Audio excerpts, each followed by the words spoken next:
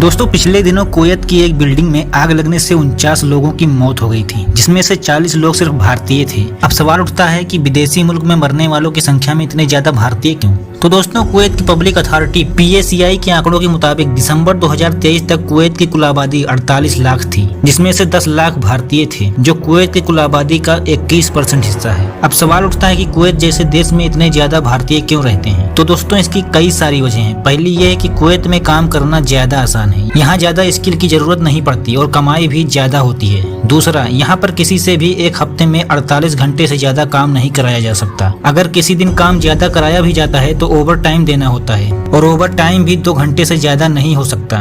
तीसरा, वैसे तो कतर में मिनिमम मजदूरी का कोई नियम नहीं है, लेकिन इंटरनेशनल लेबर ऑर्गेनाइजेशन की गाइडलाइंस के मुताबिक विदेशों में काम करने वाले भारतीय मजदूरों का मिनिमम तनख्वाह तय किया हुआ है, जिसमें खाड़ी जैसे देशों में काम करने वाले मजदूरों के लिए कम से कम 30,000 रुपए तनख्वाह फिक्स है। इसीलिए भारत के लोग कुवैत जाना ज्यादा पसंद करते हैं।